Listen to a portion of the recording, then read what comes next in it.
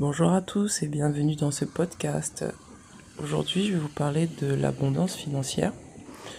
Quelque chose m'a été donné de voir que parfois l'argent qu'on pense pouvoir nous mettre à l'abri, pouvoir nous permettre de nous mettre à l'abri, finalement est plus une source d'insécurité qu'autre chose.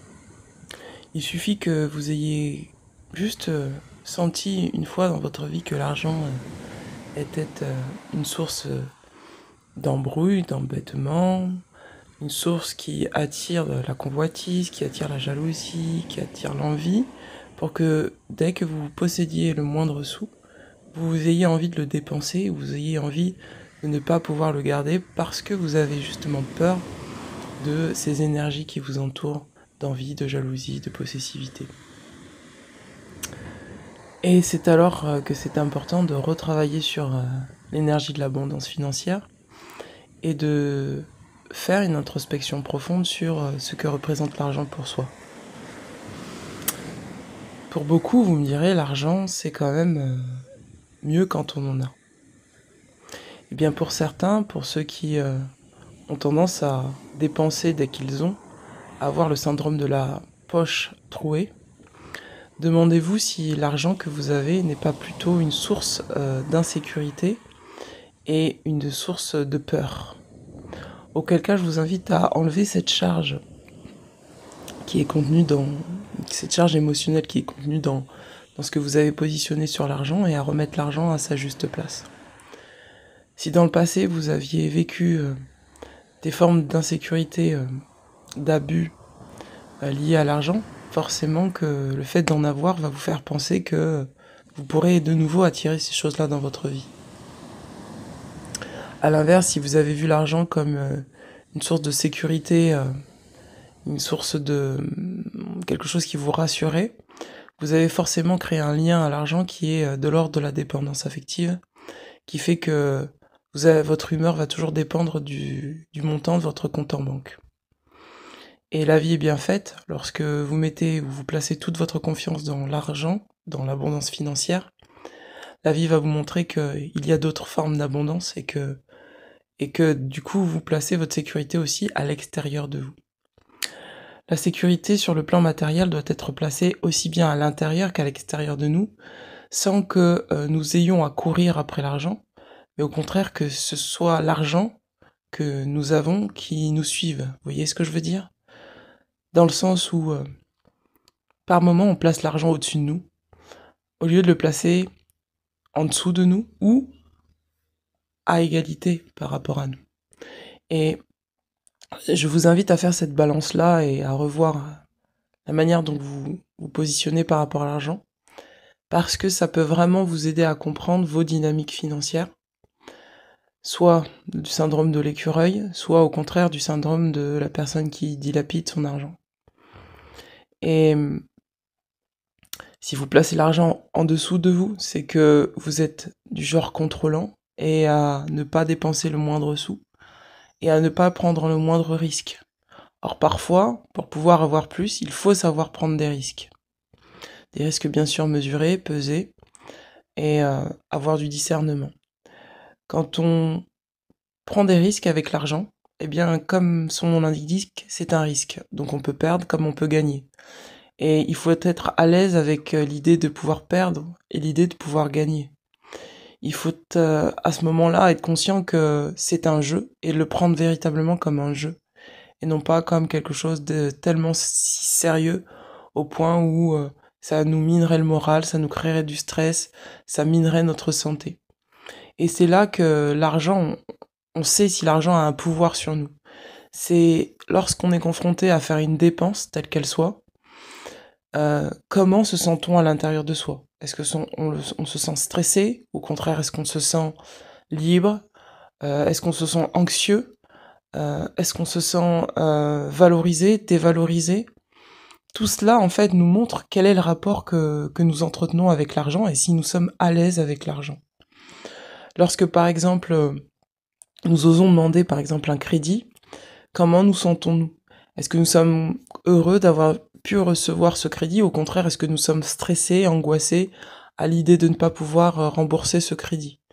Et donc là, pareil, comment se sent-on par rapport à l'argent va définir, par rapport à ce crédit, va définir la manière dont nous considérons l'argent. C'est-à-dire, est-ce que l'argent est notre sauveur ou est-ce qu'au contraire, nous avons remis l'argent à sa juste place?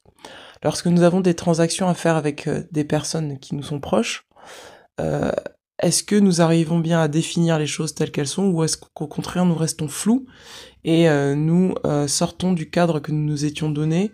C'est-à-dire, par exemple, est-ce que lorsque quelqu'un nous demande un crédit, est-ce que nous sommes prêts à lui donner ce crédit? Est-ce que nous sommes prêts à respecter les délais qui nous ont été impartis? Ou est-ce qu'au contraire, nous stressons tellement que nous voulons absolument que cette personne nous rembourse avant la date butoir? Tout ça, c'est des mouvements en nous qui se produisent parfois consciemment et inconsciemment, qui nous montrent comment nous considérons l'argent et à quelle place nous mettons l'argent. Est-ce que lorsque nous travaillons, par exemple, nous travaillons dans le but systématiquement avec le stress de recevoir? Dans ces cas-là, cela signifie que lorsque nous faisons un travail que nous aimons, ce n'est pas le fait d'aimer ce travail-là qui nous motive, mais plutôt la peur de ne pas recevoir de l'argent, ou au contraire la peur de ne pas maîtriser ce que nous recevons financièrement. Et donc tout ça est à remettre à plat pour pouvoir remettre l'argent comme entité à sa juste place. Parce que, disons-le bien, l'argent est un égrégore, et tout égrégore est en mouvement, et tout égrégore est vivant. Et du coup, c'est à nous de transformer cet égrégore pour que cet égrégore, que parfois nous personnalisons, revienne à sa juste place. Pourquoi je dis personnalisons? Parce que l'argent peut être aussi le miroir de notre propre manière de nous valoriser, notre propre manière de nous voir et de nous percevoir. Vous voyez, toutes les dynamiques que j'ai citées précédemment vous montrent en effet miroir comment vous vous positionnez par rapport à l'argent et donc comment vous vous considérez réellement profondément. C'est-à-dire, ça répond à l'idée de dire qui suis-je dans la matière par rapport à l'argent et vraiment voir cette dynamique financière comme une personne, comme un égrégore, ça va vraiment nous permettre de travailler sur nous en effet miroir et de voir ce qu'il y a à ajuster. Donc voilà, c'est mon message du jour. Je vous invite vraiment à revoir derrière l'argent tout ce que peut englober cette symbolique. Encore une fois, je le répète, ça peut être l'abus de pouvoir, ça peut être la domination, ça peut être la soumission, ça peut être plein de dynamiques. Ça peut être aussi l'idée d'être une bonne ou une mauvaise personne, c'est-à-dire que si je suis généreux et que je donne tout mon argent, est-ce que je suis dans ma tête une bonne personne? Ou au contraire, est-ce que je suis une mauvaise personne? Et tout ça, c'est des dynamiques qui sont conduites par justement le mental. Parce que ce n'est pas parce que vous donnez de l'argent à droite à gauche alors que vous vous asséchez financièrement que ça veut dire que vous êtes une bonne personne. Ça peut être parce que vous vous culpabilisez d'avoir de l'argent et donc vous revenez sur toutes ces dynamiques. Pourquoi je me sens coupable d'avoir de l'argent? Pourquoi je me sens coupable de mettre de l'épargne de côté? Pourquoi je me sens coupable? Voilà. C'est toutes ces questions-là qu'il faut remettre en perspective pour clarifier son rapport à l'argent, pour que l'argent ne nous domine plus, pour que l'argent ne domine plus nos actions et nos rapports entre êtres humains. Parce que l'argent, ce n'est pas que nous et nous. L'argent, c'est aussi une relation quelque part triangulaire entre nous, l'argent, et le vecteur, c'est-à-dire le vecteur qu'il y a dans notre dynamique à l'argent, c'est-à-dire entre l'argent et nous, il peut y avoir une institut, entre l'argent et nous, il peut y avoir un être humain, entre l'argent et nous, il peut y avoir une association, entre l'argent et nous, il peut y avoir un matériau, ça peut être une maison, ça peut être, voilà. Et du coup, tout ça, ça reflète, ça peut être aussi entre l'argent et nous, il peut y avoir la santé, voilà. Donc c'est dans ces relations, entre guillemets, triangulaires, que nous pouvons aussi voir comment nous nous positionnons par rapport à l'argent et connaître nos dynamiques pour pouvoir réajuster les choses et vraiment ne plus faire en sorte que l'argent nous domine et que nous courions après l'argent, mais que juste nous acceptions l'argent comme étant quelque chose qui fait partie de notre équipe pour nous soutenir et pas pour nous enfoncer, d'accord? Et pas au point de devoir dilapider sa vie pour pouvoir dilapider sa santé pour pouvoir avoir de l'argent. C'est-à-dire vraiment remettre l'argent à sa juste place. Donc voilà mes amis, je vous embrasse bien fort, je vous dis à très bientôt. Ciao ciao.